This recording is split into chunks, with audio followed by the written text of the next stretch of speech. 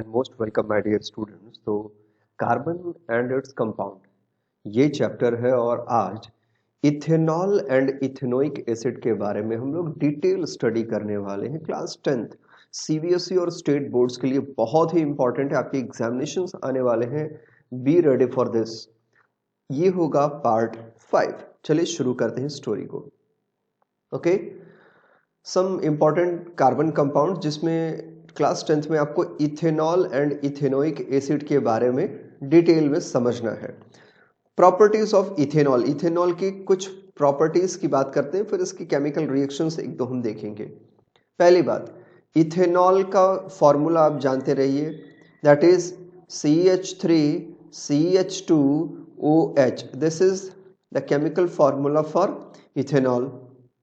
Okay, ethanol is the liquid at room temperature. इसको ethyl alcohol भी कहा जाता है। Ethanol is commonly called alcohol, इसी को कॉमनली अल्कोहल भी कहा जाता है। एंड अल्कोहलिक ड्रिंक्स जितने भी होते हैं, जैसे आप लोगों ने अलग अलग ड्रिंक्स के नाम सुन रखे होंगे, रम, विस्की, है ना, रम हो गया, विस्की हो गया, वोदका हो गया एंड व्हाटएवर, आपने और भी बहुत सारे नाम सुन रखे होंगे। तो इथेनॉल अल्कोहलिक ड्रिंक्स का एक हिस्सा भी होता है, मतलब इथेनॉल ही उस ड्रिंक में यूज होता है, पर उसकी परसेंटेज अलग अलग होती है। In addition, because it is a good solvent, क्योंकि ये एक बहुत अच्छा सॉल्वेंट है, केमिस्ट्री के बहुत सारे प्रैक्टिकल में यूज होता है। इसके अलावा it is also used in medicines, खांसी की दवाई बनाने में, और कफ सिरप जिसे जिसे कहते हैं ना, उसमें टॉनिक बनाने में। ठीक, इसके अलावा आयोडीन के टिंचर बनाने में। So it is used in medicine such as tincture, iodine, cough syrup and many tonics. इसके अलावा ethanol is also soluble in water in all proportions, मतलब कि हर तरह से आसानी से मिलाया जा सकता है, कितना भी मिला दीजिए, आराम से ये इथेनॉल पानी में मिल जाएगा। Consumption of small quantities of diluted ethanol causes drunkenness. अब ये ड्रंकनेस क्या होता है यार? तो जिसे कहते हैं ना पियक्कड़, जो शराब वगैरह पी के दिमाग जिनका गोल गोल घूमने लगता है, तो ड्रंकनेस का मतलब यही है, सिर का गोल गोल घूमना, नशा जिसको कहते हैं हिंदी में, नशा करना, है ना। क्लियर हो गया?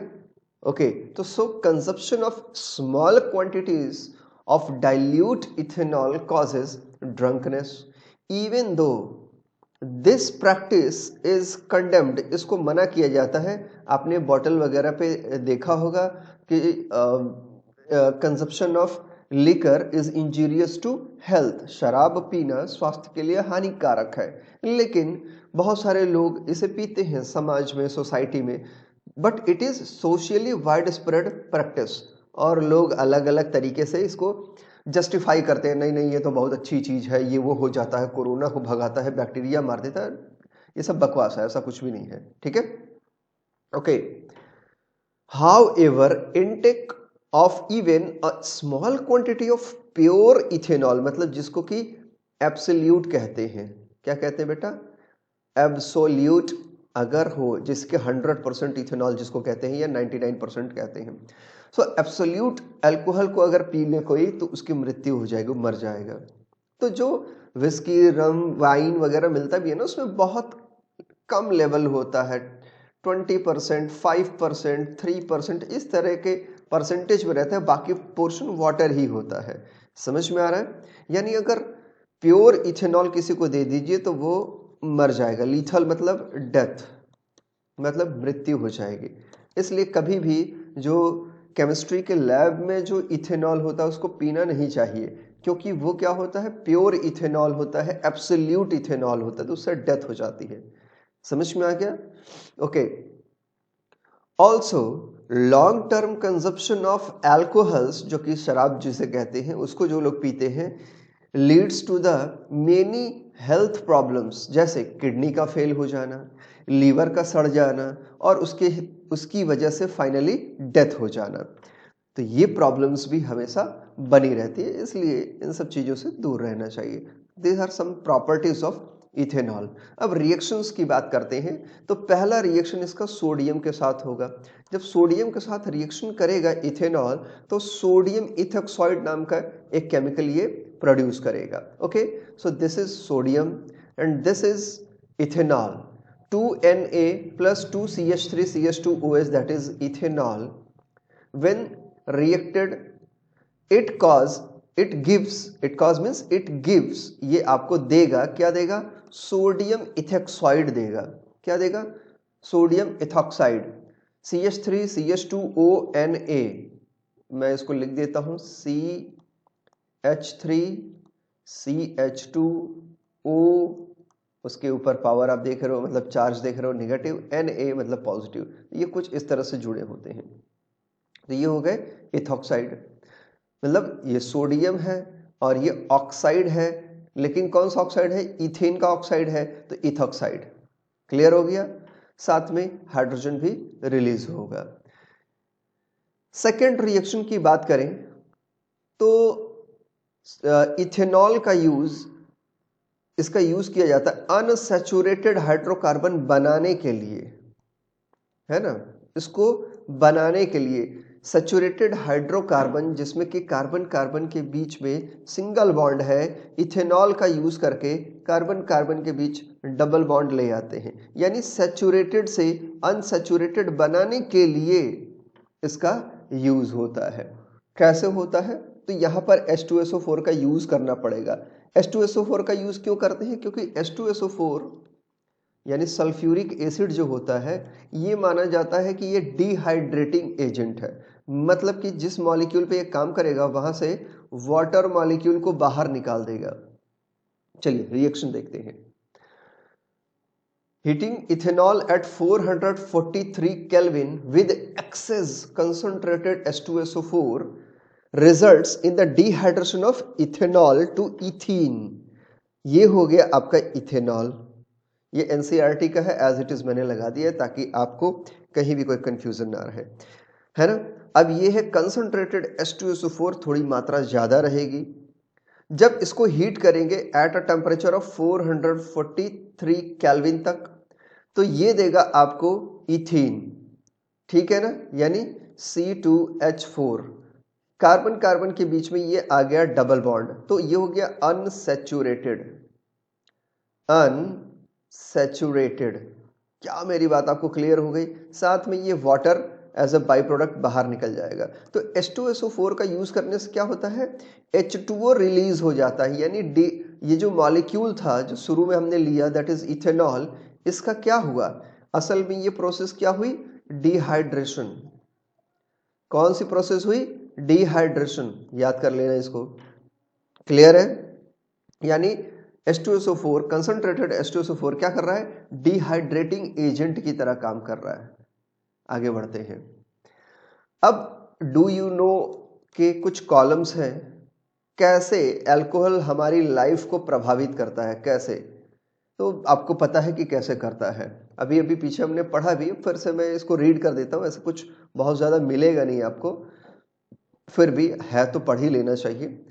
When large quantity of ethanol are consumed, it tends to slow down metabolic process। metabolic process मतलब जो शरीर की लाइफ प्रोसेस होती है, जो फर्स्ट चैप्टर आपने क्लास 10th में पढ़ा ना, लाइफ प्रोसेसेस, उसी को मेटाबॉलिक प्रोसेस कहते हैं। यानी लाइफ की प्रोसेस को स्लो कर देता है। And depress the central nervous system. Central nervous system का मतलब ब्रेन की एक्टिविटी को स्लो कर देता है, स्पाइनल कॉर्ड की एक्टिविटी को स्लो कर देता है, वही सेंट्रल नर्वस सिस्टम है। इसकी वजह से क्या होगा? This results in lack of coordination. इसीलिए पांव लड़खड़ाने लगते हैं ना, जो आप देखते हैं कि लोग अजीब व गरीब तरीके से चलते हैं, जो लोग शराब पी लेते हैं। So lack of coordination, mental confusion, ठीक है, drowsiness and lowering of normal inhibition and finally stupor. मतलब कि हर तरह से ये आपको प्रॉब्लम क्रिएट करने वाला है। गुड। द इंडिविजुअल में feel relaxed without releasing that his sense of judgment, sense of timing and muscular coordination have been seriously impaired. ऐसा बस लोग सोच लेते हैं कि इसको पी लेने से, अल्कोहल को यूज कर लेने से उनको रिलैक्स हो रहा है, it is just a feeling, जबकि उसके उल्टे बहुत सारे प्रॉब्लम्स क्रिएट हो रहे हैं बॉडी में। अनलाइक इथेनॉल, मतलब कि इथेनॉल तो पी सकते हो, ठीक है बच्चा, लेकिन मेथेनॉल को अगर पी लिया तो फिर आपका काम तमाम हो जाएगा। तो लैब में जो एब्सोल्यूट अल्कोहल आता भी है, कई बार उसकी बर्निंग करने के लिए साथ में मेथेनॉल जोड़ के दिया जाता है। इसलिए लैब में पड़े हुए एथेनॉल का यूज कभी नहीं करना चाहिए, क्योंकि intake of a very small quantity of methanol cause death। देख लीजिए, तो आप लोगों ने सुना होगा ना जहरीली शराब, तो जहरीली शराब में इथेनॉल का कंसंट्रेशन साथ में वो क्या करते हैं, यूरिया मिला देते हैं। और कई बार वो भाई अब जो कच्चे शराब बनाने वाले लोग हैं उन्हें क्या फर्क पड़ता है कि इथेनॉल बनेगा या मिथेनॉल बनेगा, तो कई बार उनके इथेनॉल के साथ मेथेनॉल भी देखने को मिलता है, और कई बार लालच की वजह से वो उसमें यूरिया भी ऐड कर देते हैं, तो डेथ हो जाती है। Okay, methanol is oxidised to methanal in liver, liver में पहुंचती है मेथेनल यानी एल्डिहाइड में कन्वर्ट हो जाएगा, और मेथेनल क्या करता है, सेल्स को डिस्ट्रॉय करता है, जो लीवर की सेल है उसको मार डालेगा, जिसकी वजह से जो सेल की प्रोटोप्लाज्म होगी वो जम जाएगी, कोगुलेट कर जाएगी। जैसे अंडे को उबाल दीजिए तो जम जाता है, एकदम वैसे ही हो जाता है, इसीलिए मेथेनॉल पीने से आदमी मर जाता है। समझ में आ रहा है ना। Methanol also affects the optic nerve, जो देखने वाली नर्व होती है, जिसकी वजह से आदमी अंधा हो जाता है। अगर किसी तरह से वो सही सलामत जिंदा बच गया तो वो अंधा हो जाएगा, ठीक है, ब्लाइंडनेस हो जाएगी उसको।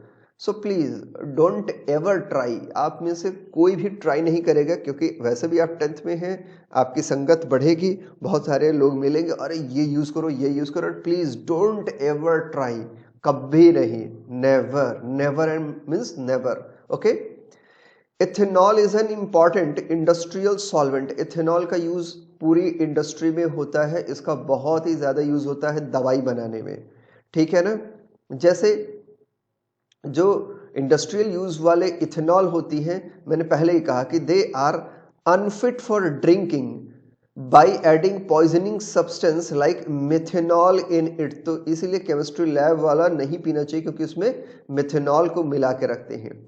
Dies are also added to colour the alcohol blue, उसको ब्लू कलर में चेंज कर देते हैं, कि मतलब कि ये अनफिट है, अब इसको आप यूज ना करें वरना आपकी डेथ हो जाएगी, आसानी से इसको पहचान लीजिए। This is called denatured alcohol, तो जब उसमें कुछ मिला दिया जाता है इथेनॉल में, मिथेनॉल या डाइज, तो उसको कहते हैं डीनेचर्ड अल्कोहल। तो ये तो हो गया मोर टू नो। अब अल्कोहल जो मोर टू नो है, एज अ फ्यूल भी यूज हो सकता है, होता भी है कई जगह, ठीक है ना। Sugar cane plants are one of the most efficient converters of sunlight, मतलब कि फोटोसिंथेसिस करने में सबसे बेस्ट माने जाते हैं शुगर केन। तो शुगर केन का जो रस निकाला जाता है, जिसे गन्ने का रस भी कहते हैं यहाँ, उससे मोलैश तैयार किया जाता है, ठीक है, मोलैश, क्या, molasses, which is fermented to give alcohol, इसी मोलैश से इथेनॉल बनता है। अब इस इथेनॉल का यूज पेट्रोल में होता, आजकल आपने देखा होगा ना 20% इथेनॉल, जब आपके फादर या मदर पेट्रोल भराने जाते तो उसमें लिखा होता है 10% इथेनॉल या 20% इथेनॉल, मतलब कि उस पेट्रोल में 80% जो है वो पेट्रोल होगा और उसमें से 20% इथेनॉल होगा, यानी ये बिल्कुल पेट्रोल जैसी बर्निंग क्वालिटी रखता है, फ्यूल जैसी क्वालिटी रखता है, इसीलिए इसका यूज किया जाता है। And it is a cleaner fuel which gives rise to only CO2 and water, इसके अलावा कोई भी गंदगी, कोई भी प्रॉब्लम ये क्रिएट नहीं करता है। सो इथेनॉल का इसलिए यूज हो रहा है। गवर्नमेंट ऑफ इंडिया ने ये डिसाइड किया है कि आने वाले 5 इयर्स में 50% इथेनॉल को यूज किया जाएगा पेट्रोल के साथ मिक्स करके। आपको पता है कि इथेनॉल जब कार या बाइक में आता है तो उस कार या बाइक के इंजन की एफिशिएंसी बढ़ जाती है ना। तो ये बहुत अच्छी बात है। अब आगे चलते हैं दूसरे केमिकल पे जिसको हम कहते हैं इथेनोइक एसिड। और मैंने आपको बताया था जब आप लोग IUPAC पढ़ रहे थे कि जहां ओइक एसिड वर्ड आ गया मतलब कि COOH ग्रुप जुड़ेगा लास्ट में। क्या जुड़ने वाला है? COOH। अब इथेनोइक एसिड है यानी 2 कार्बन तो होगा CH3 COOH। So this is simply ethanoic acid. याद रहेगा इथेनोइक एसिड, इसी को एसिटिक एसिड भी कहा जाता है। Ethanoic acid commonly called acetic acid and belongs to the group of acids called carboxylic acid यानी COOH इस ग्रुप से बिलोंग करता है। इसी को कार्बोक्सिलिक एसिड कहा जाता है। क्लियर हो गया? Okay. 5 to 8% solution of acetic acid कितना? 5 से 8% in water is called vinegar या इसको सिरका हिंदी में कहते हैं। पढ़ा होगा आप लोगों ने, सिरके में डूबा हुआ अचार भी खाया होगा, है ना। सिरका कहा जाता है जो हमारे घर में हमारे ग्रैंड पेरेंट्स बहुत आसानी से बना देते हैं। कभी गन्ने के रस का सिरका बना देते हैं, कभी किसी चीज का सिरका बना देते हैं और अचार को प्रिजर्व करने में काम आता है। So 5 to 8% solution of the acetic acid in water is called vinegar and is widely used in preserving the pickles। pickles मतलब अचार। अचार को प्रिजर्व करने में प्रिजर्वेटिव की तरह इसका यूज होता है। क्लियर हो रही है बात? बहुत ही सिंपल है ये, बहुत ज्यादा कठिन है ही नहीं, है ना। The melting point of pure ethanoic acid is 290 Kelvin and hence it often freezes during winter in cold climates, है ना। जैसे ही ठंडी का मौसम आता है, जैसे ही थोड़ा सा और ठंडा मौसम होता है, क्योंकि 290 केल्विन ही है इसका बॉइलिंग पॉइंट मतलब मेल्टिंग पॉइंट, मतलब कि बहुत जल्दी मेल्ट वाली कंडीशन में आ जाता है। 290 मतलब कुछ ही अगर डिग्री सेल्सियस में बदले तो मुश्किल से 10 डिग्री सेल्सियस के आसपास हुआ तो ये जल्दी से वेपराइज होना भी शुरू हो जाते हैं। टेम्परेचर इसको मिल जाए 20-25 डिग्री तो ये तुरंत वेपराइज होना भी शुरू हो जाते हैं। आपको समझ में आ रहा है? इसलिए ठंड के मौसम में ये जल्दी से फ्रोजन यानी बर्फ जैसी कंडीशन में आ जाते हैं।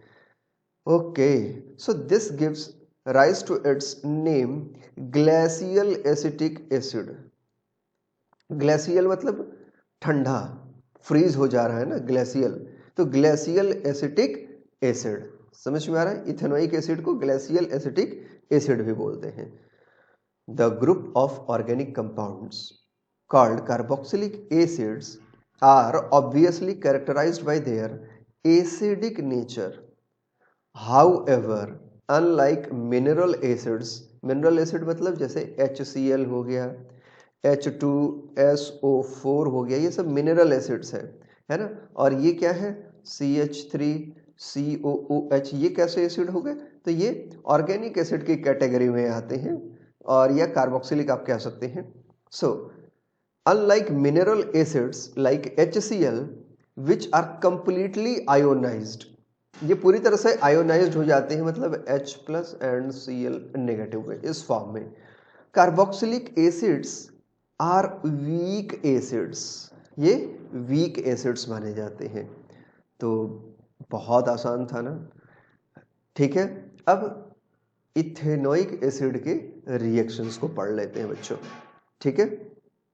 ओके, इथेनोइक एसिड का जो पहला रिएक्शन है बहुत ही शानदार सा, इसको कहते हैं एस्टरिफिकेशन, एस्टर बनना। अब एस्टर क्या होता है आप सोच रहे होंगे ना। तो बच्चों देखिए COOH है, ये तो आपको समझ में आ रहा है, ठीक है।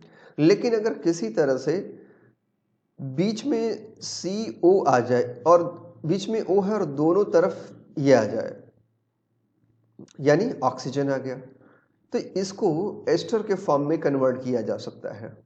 किसको? इसको एस्टर के फॉर्म में कन्वर्ट किया जा सकता है। कैसे? देखिए, ये है इथेनोइक एसिड।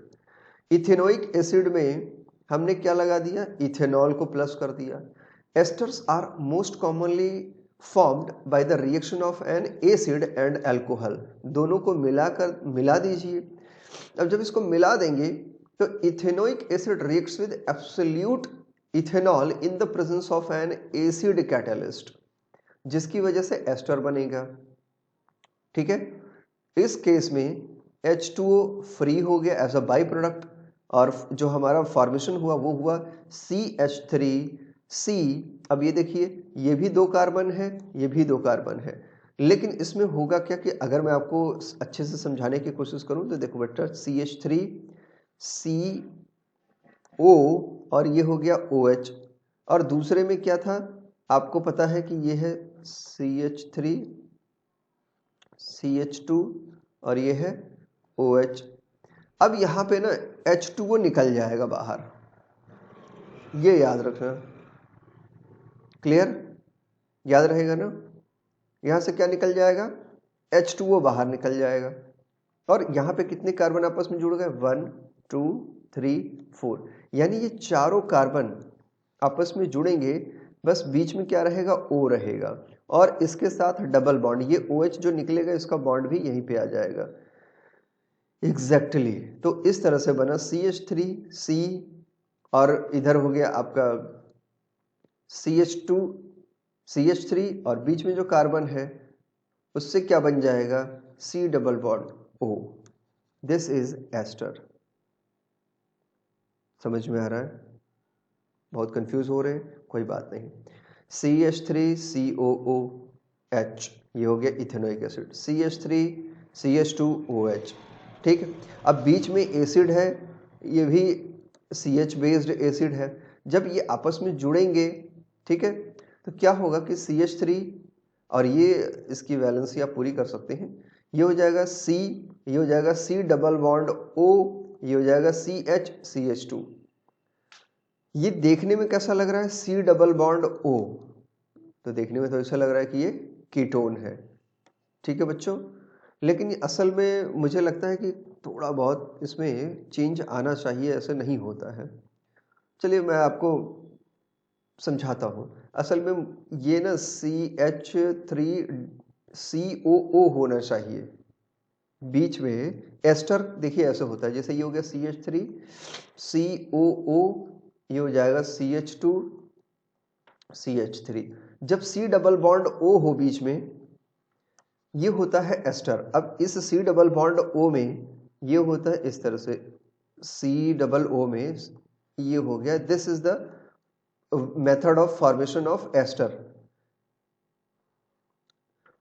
ओके, मुझे लगता है इस NCERT के इस वाले फिगर में कुछ थोड़ी बहुत प्रॉब्लम है, तो कोई बात नहीं, मैं आपके लिए इसको थोड़ा सा सही कर देता हूँ, तभी मैं सोचूं कि क्यों प्रॉब्लम आ रही है।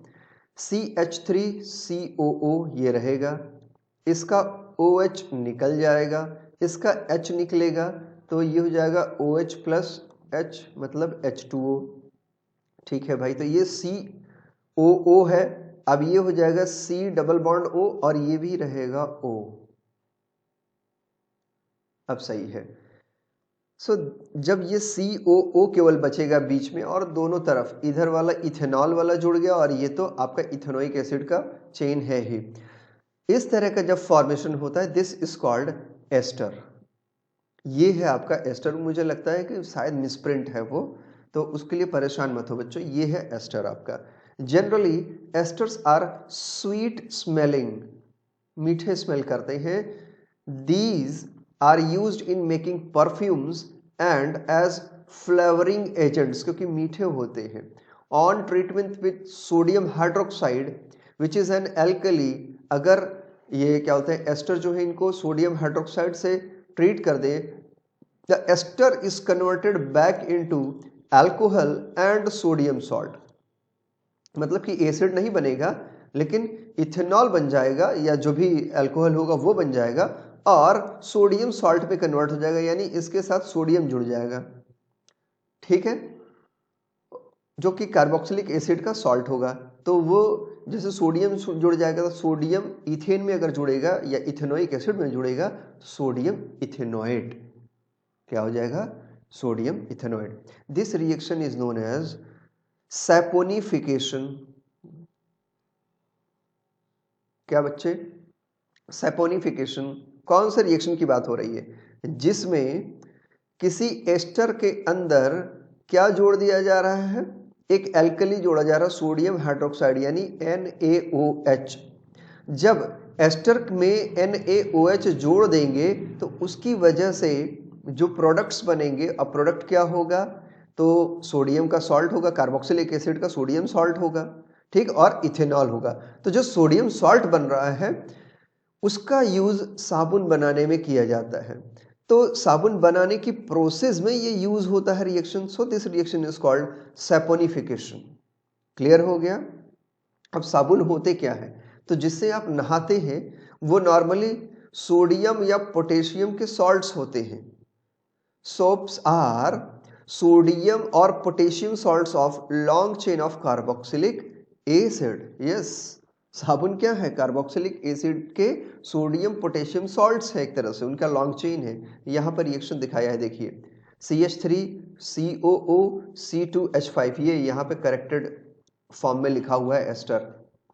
पीछे मुझे लग रहा है पीछे गड़बड़ है ही, मतलब ये मिसप्रिंट हो गया है बच्चों, ये O होना चाहिए, ठीक है ना, एकदम ये मिसप्रिंट ही है, कोई बात नहीं।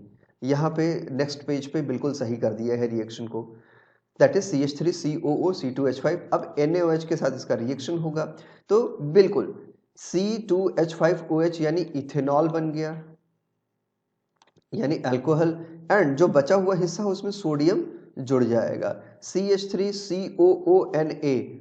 COONA यानी होना क्या चाहिए था COOH यानी कार्बोक्सिलिक एसिड, लेकिन इसके साथ सोडियम जुड़ गया तो it is now known as the salt of carbonic acid, sodium salt of carbonic acid. और इसको पढ़ेंगे कैसे, इसको हम पढ़ेंगे सोडियम इथेनोएट,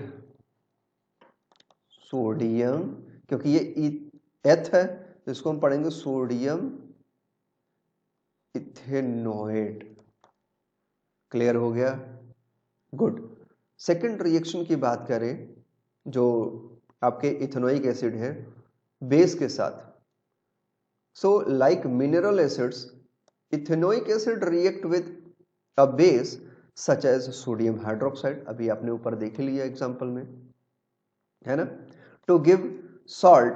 अब ये एस्टर था, लेकिन इसी तरह से आपका क्या बोलते हैं एसिड भी डायरेक्टली रिएक्ट करता है। ये तो एस्टर का रिएक्शन था ऊपर, लेकिन डायरेक्टली आप देख सकते हैं कि यहाँ पे एसिड जो है यानी जो इथेनोइक एसिड है वो भी डायरेक्टली रिएक्शन कर सकता है सोडियम हाइड्रोक्साइड के साथ टू गिव सॉल्ट्स, ठीक है, और यू कैन से वाटर। तो सॉल्ट और वाटर, सोडियम इथेनोएट या कॉमनली आप सोडियम एसीटेट भी कहते हैं, वैसे IUPAC में सोडियम इथेनोएट ही बोलेंगे, तो आप इसी को याद रखिए, ज़्यादा रहेगा। खैर कॉमन नेम भी पता होना चाहिए, सोडियम एसीटेट। रिएक्शन बिल्कुल सेम है, NaOH का रिएक्शन होगा CH3COOH के साथ। जायज़ सी बात है कि यहाँ से सोडियम आके इन COO के बाद जुड़ जाएगा तो ये बन जाएगा CH3COONA, that is sodium ethanoate, and water molecule इससे अलग हो जाएगा। बहुत आसान से रिएक्शन थे, आपको आसानी से ये समझ में भी आ गए होंगे। इसी तरह से इथेनोइक एसिड का रिएक्शन अगर हम क्या बोलते हैं कार्बोनेट्स और हाइड्रोजन कार्बोनेट से, मतलब कि कार्बोनेट और बाइकार्बोनेट से चेक करें तो भी ये आपके सॉल्ट्स बना देते हैं आसानी से रिएक्ट करके। मतलब ethanoic acid react with carbonates and hydrogen carbonates to give a salt CO2 and water, salt CO2 and water. Clear हो गया, ठीक है। जो प्रोडक्ट बनेगा वो सोडियम एसीटेट या इथेनोएट आप जिसको बोलेंगे वो होगा। तो ये हो गया इथेनोइक एसिड, सोडियम कार्बोनेट है ये,